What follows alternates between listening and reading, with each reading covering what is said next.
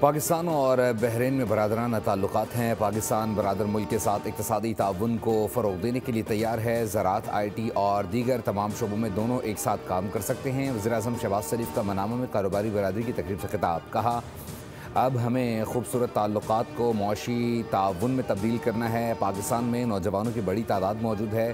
ہم اپنے نوجوانوں کو بااختیار بنا کر اس چیلنج کو عظیم موقع میں تبدیل کرنے کے لیے پرعزم ہیں۔ پاکستانی شناخت کسی جغرافیے کی پابند نہیں۔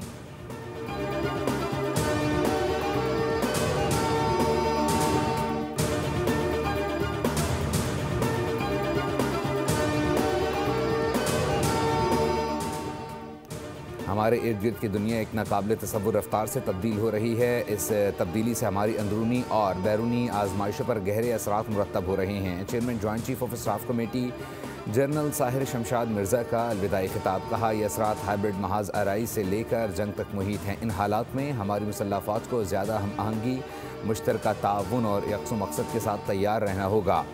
میں مسلح افواج کے درمیان ہم آہنگی، مشترکہ حکمت عملی اور تعاون کو ایک اہم ضرورت سمجھتا ہوں۔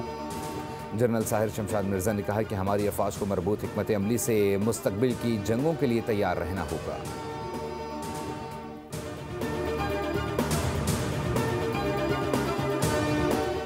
وفاقی وزیر داخلہ محسن نقوی کی بحرین کے وزیر داخلہ جنرل شیخ راشد بن عبداللہ الخلیفہ سے ملاقات۔ علاقائی سیکیورٹی اور انسداد منشیات میں تعاون پر تفصیلی گفتگو کی گئی۔ قانون نافذ کرنے والے اداروں کی کیپیسٹی بلڈنگ پر بھی اہم مشاورت ہوئی۔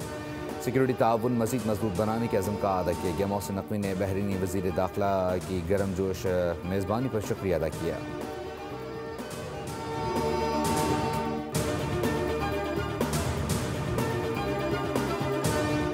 سندھو کا پانی پینے والا سندھ سے غداری نہیں کر سکتا۔ سندھو ہمارا ہے اور ہمیشہ ہمارا ہی رہے گا۔ سندھ اسمبلی میں بھارتی وزیر دفاع کے بیان کے خلاف قرارداد متفقہ طور پر منظور کر لی گئی۔ قرارداد پیپلز پارٹی اور ایم کیو ایم اراکین نے مشترکہ طور پر پیش کی گئی۔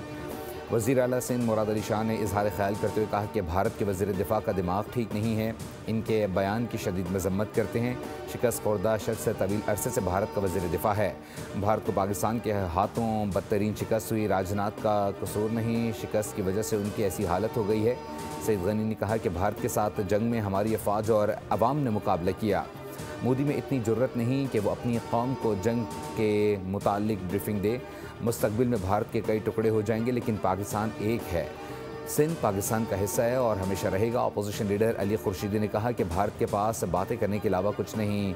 پاکستان نے بھارت کو منہ توڑ جواب دیا ہے۔ جو پاکستان نے بھارت کے ساتھ کیا، اس کی گواہی پوری دنیا دے رہی ہے کہ سیانی بلی کھمبا نوچے۔ وزیر دفاع کا بیان اس مثال پر فٹ ہوتا ہے۔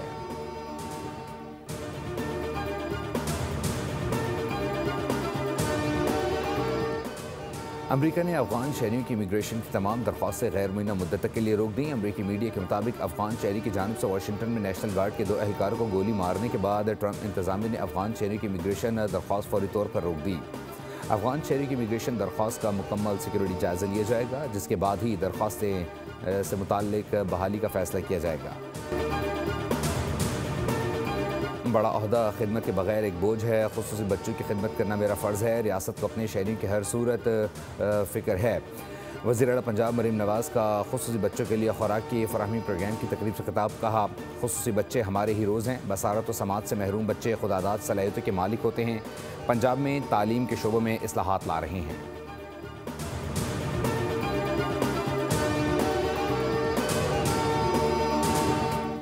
اور حکومت کیوں کرپشن روکنے سے قاصر ہے؟ 1 ارب روپے یومیہ عوام کی جیب سے چینی مالکان کی جیب میں جا رہے ہیں۔ شافیہ پالیسی کو کنٹرول کرتی ہے، اس سے کرپشن کی جاتی ہے۔ شاہد خاقان عباسی کی نیوز کانفرنس۔ کہا، آئی ایم ایف کی رپورٹ میں کافی تشویشناک باتیں کی گئی ہیں۔ حکومت نہ ہی اصلاحات کر سکی اور نہ ہی گورننس کو بہتر بنا سکی۔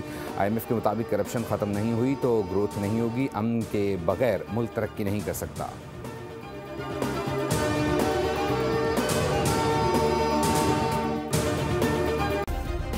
سبسکرائب کریں اور بیل دبائیں تاکہ کوئی خبر رہ نہ جائے۔